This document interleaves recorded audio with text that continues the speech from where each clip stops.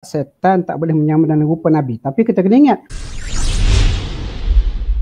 ramai orang yang mendakwa mimpi bertemu Rasulullah SAW. Dan kita tak nafi tidak ada kenikmatan yang paling nikmat melainkan mimpi bertemu dengan Nabi SAW. Dan ia sabit kepada hadis Nabi SAW, Ustaz Allah. Cuma saya nak tanya Ustaz Allah, dalam buku Ustaz Allah tentang fail sulit mimpi daripada Quran dan hadis, ada menulis tentang topik audit dakwaan mimpi bertemu Rasulullah SAW. Soalan saya Ustaz Allah, sebab ada di antara mereka mengatakan bahawa dia memang bertemu Rasulullah dan dia kata itu adalah Rasulullah. Kerana apa? Syaitan takkan boleh bertukar ataupun menyamar jadi Nabi Muhammad SAW. Itu hujah mereka. Macam mana Ustaz? Adab dan akhlak kita kalau kita mimpi berjumpa Nabi. Perlu ke kita update Facebook, Instagram, aku mimpi jumpa Nabi ke macam mana Ustaz? Okey. Terima kasih. Di dunia ini tak ada orang yang kenal Rasulullah melainkan para sahabat saja. Contohlah, katakanlah saya tak pernah jumpa dengan Dr. Reza Nizam, tak pernah tengok video dia. Lepas tu kawan saya pergi ke UAE Kuantan jumpa Dr. Reza Nizam. Lalu dia cerita ke saya, oh aku pergi Kuantan, aku jumpa Dr. Reza Nizam, orangnya handsome, kurus, tinggi, rupa dia sekian. Lepas tu saya pun bermimpi. Ni analogi nak bagi faham konteks perbincangan kita. Satu hari saya mimpi jumpa dengan Dr. Reza Nizam. Lepas tu saya pun jumpa kawan saya kata, oh malam tadi saya mimpi jumpa Dr. Reza Nizam. Orangnya hitam seperti Denzel Washington contohnya. Lepas tu saya kata hidungnya kemik sekian. Saya bagi description. Jadi sekarang ni bila saya cerita kepada orang yang jumpa sendiri dengan mata kepala Dr. Reza Nizam, dia mesti nafikan, dia kata bukan lagu tu. Jadi sekarang ni kita nak pakai description siapa? Description saya yang bermimpi mendakwa melihat Dr. Reza Nizam ataupun orang yang memang jumpa sendiri dengan mata kepala.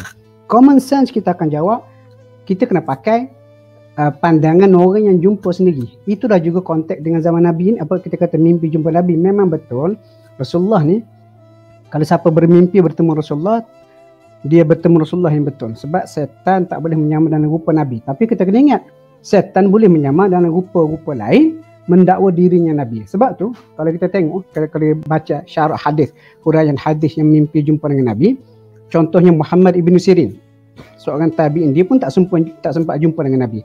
Kalau ada orang datang jumpa dia kata semalam aku mimpi jumpa dengan Nabi. Muhammad Ibn Sirin tidak terus menerima dakwaan itu. Sebaliknya dia akan tanya, macam mana rupa Nabi hok kamu tu? Dia pun ceritakan rupa.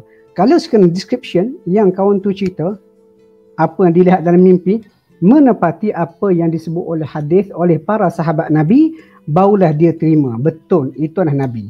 Tetapi kalau si fulan tu cerita description lain, tidak menyerupai Nabi, dia kata itu bukan Nabi. Contoh lain, ada seorang lelaki selepas zaman Rasulullah, dia bermimpi bertemu dengan Rasulullah. Dia pun pergi jumpa dengan Abdullah ibn Abbas, sepupu Nabi. Dia kata semalam aku jumpa dengan Nabi. Lepas tu masa tu cucu Nabi Hasan bin Ali radhiyallahu anhu ada lagi. Lepas tu katanya Abdullah ibn Abbas, boleh gambarkan macam mana rupa dia? Lepas tu katanya lelaki tu, aku bila mimpi jumpa Nabi semalam, aku nampak iras-iras muka dia, muka Rasulullah sallallahu alaihi wasallam seperti Hasan. Katanya Abdullah bin Abbas, betul, itu memang rupa Nabi. Jadi maksudnya tidak semudah mimpi jumpa Nabi lalu kita pun declare, oh saya mimpi jumpa Nabi. Sebab tu saya kata dalam buku saya kata audit, kita perlu audit terlebih dahulu dakwaan mimpi jumpa Nabi supaya betul-betul yang kita lihat dalam mimpi itu adalah Rasulullah sallallahu alaihi wasallam, bukannya setan, jin atau siapa sahaja yang menjelma dalam rupa orang lain lalu mengaku dirinya Nabi. Itu satu. Yang kedua, orang beriman dia mengenali Rasulullah dengan mata hati dia. Sebab orang beriman ni dia hidup di dunia, buat kita kata beramal soleh, rindu dia kepada Nabi. Umpama contoh macam seorang lelaki yang terlalu cintakan seorang perempuan.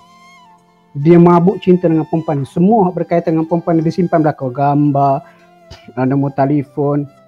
Sehari kalau tak jumpa perempuan ni dia rasa resah. Paling tidak dia boleh tengok bumbung rumah pun tak apa dah. Jadi oleh kerana cinta dia yang mendalam kepada perempuan ini, terbawa-bawa ke dalam mimpi.